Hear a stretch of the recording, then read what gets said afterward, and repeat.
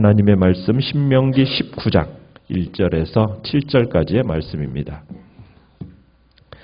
신명기 19장 1절에서 7절까지의 말씀입니다.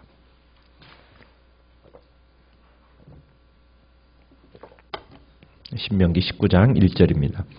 내 하나님 여호와께서 이 여러 민족을 멸절하시고 내 하나님 여호와께서 그 땅을 내게 주심으로 내가 그것을 받고 그들의 성읍과 가옥에 거주할 때에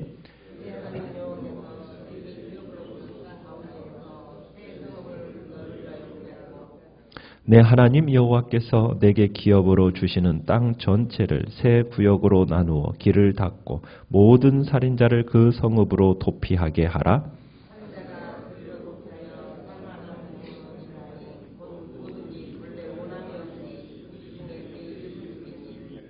가령 사람이 그 이웃과 함께 벌목하러 살림에 들어가서 손에 도끼를 들고 벌목하려고 찍을 때에 도끼가 자루에서 빠져 그의 이웃을 맞추어 그를 죽게 함과 같은 것이라. 이런 사람은 그 성읍 중 하나로 도피하여 생명을 보존할 것이니라.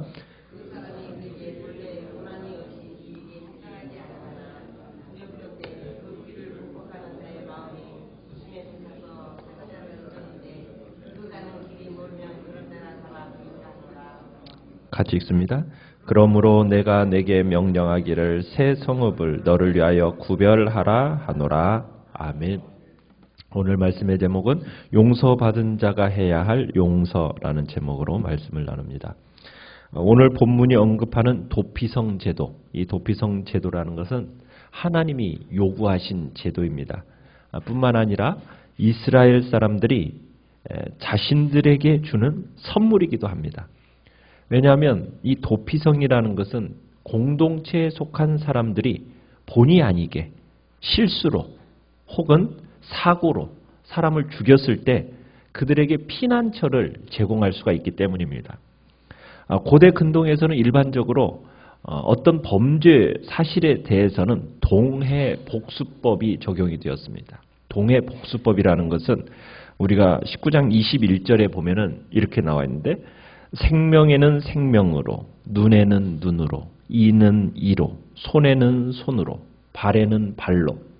그러니까 같은 해를 입은 것을 동일하게 갚아주는 동해보복법, 동해복수법이 적용이 되었습니다.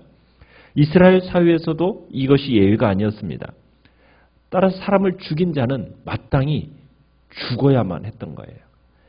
자, 그런데 전혀 고의성이 없이 부지중에 살인한 자에 대해서 그런 자에 대해서 극형에 처하거나 복수의 대상이 되게 하는 것은 너무 지나친 일이라는 거예요. 뿐만 아니라 무모한 피 흘림, 또 보복의 악순환 이런 것이 계속이 되어지면 사회 질서가 어떻게 되겠습니까? 혼란케 할 우려가 있는 겁니다. 그래서 하나님께서는 도피성 제도라는 것을 제정하셔서 부지중 살인한 자로 하여금 생명을 보존케 하신 겁니다. 그러나 한 가지 중요한 사실은 실수나 사고로 사람을 죽이는 경우 가해자가 이 도피성 제도의 보호를 받아 죽음은 면합니다. 그렇지만 이러한 사실이 그 사람이 결코 결백하다 이걸 뜻하는 것은 아니에요. 실수로 사람을 죽인 경우라 할지라도 분명 속죄가 필요합니다. 과실치사도 죄입니다. 그렇지만 미리 계획한 살인과는 다르게 취급되어야 된다는 거죠. 그래서 이 율법이 정해지게 된 겁니다. 자, 부지중에 살인한 사람, 그 사람이 자기 생명을 보존하기 위해서 어디로 가야 된다는 얘기입니까? 도피성으로 피해야 된다는 얘기입니다. 인간적인 생각으로는 피해 보복자가 자기를 찾아오니까 그걸 찾기 어려운 어떤 산속 깊은 곳이든 어디 먼 이방 나라로 가는 것이 안전하게 여겨질 수도 있습니다. 그러나 그런 곳에 피난하게 되면 누명을 쓰거나 부지중 과실로 인한 살인을 한 경우에 자신의 결백을 입증할 수가 없게 되는 거예요. 그 책임을 벗을 길이 없어지는 겁니다. 게다가 언제든지 이 피해 보복자가 자기를 추격해온다, 나를 죽일 가능성이 있다, 이런 마음이 있으면 마음이 어떻겠습니까? 한시라도 마음 놓고 살 수가 없는 거잖아요. 그래서 오직 도피성이라는 곳으로 피하면은 그곳에서만큼은 어때요? 그 모든 두려움과 불안으로부터 자유로울 수가 있는 거거든요. 이것은 오늘날 우리에게도 마찬가지입니다. 우리가 원치 않는 죄로 인하여 우리가 죽을 수밖에 없는 그런 상황에 처해져 있을 때 우리 모든 사람들이 어디로 나아가면 우리의 모든 문제가 해결이 되어집니까? 예수 그리스도께로 나아가면 우리의 모든 문제가 해결되어지는 것과 같은 것입니다.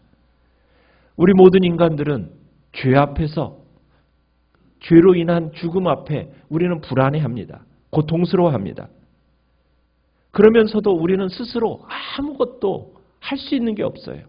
해결할 능력이 없어요. 오직 도피성 같으신 예수 그리스도께만 나아가면 우리가 죄의 권세, 죽음의 권세로부터 우리가 구원을 얻게 되는 거거든요.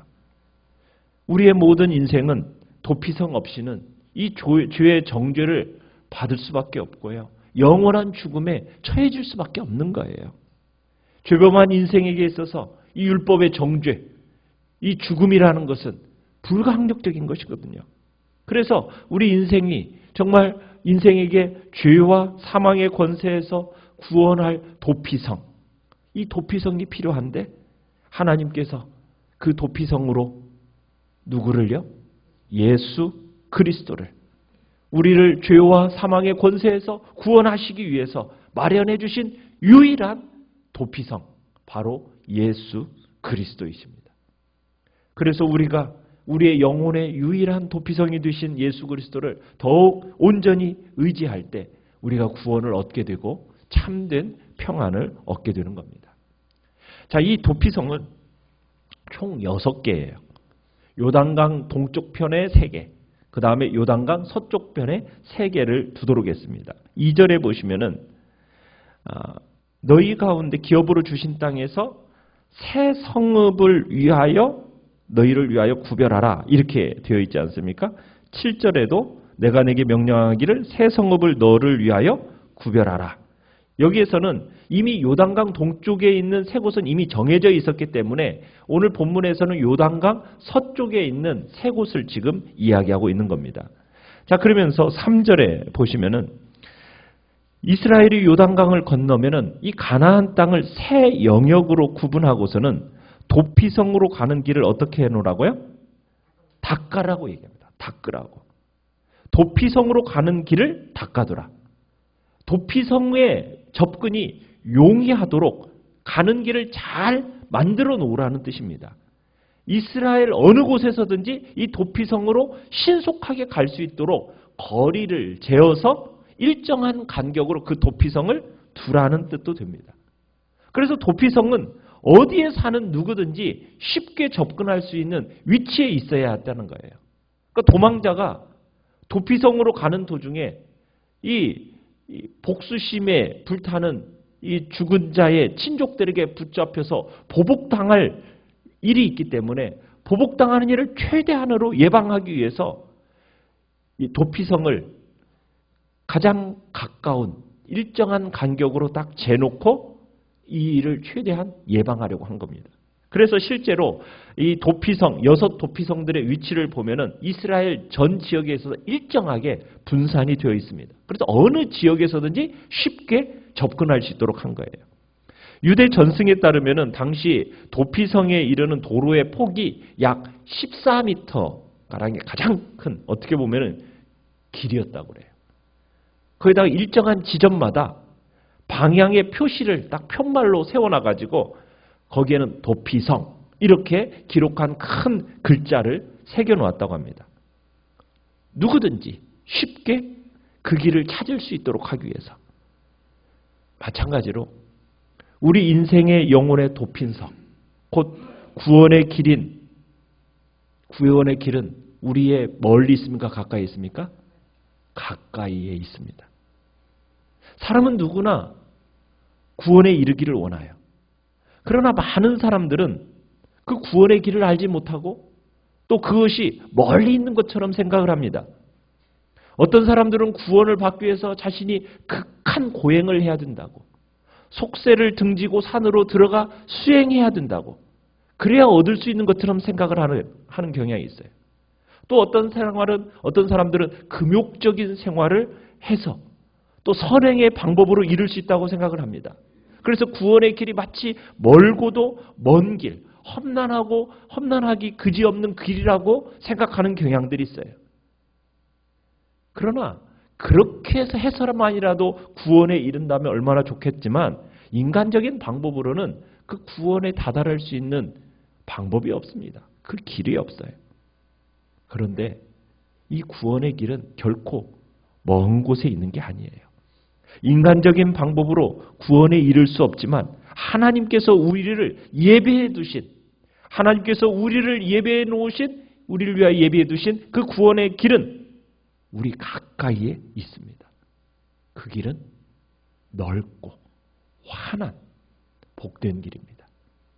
그 구원의 길이 어디에 있습니까?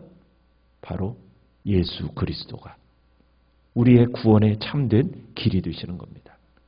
내가 곧 길이요, 진리요, 생명이라고 말씀하신 것처럼 그 길은 내가 힘써 뚫고 나아갈 필요가 없는 길입니다.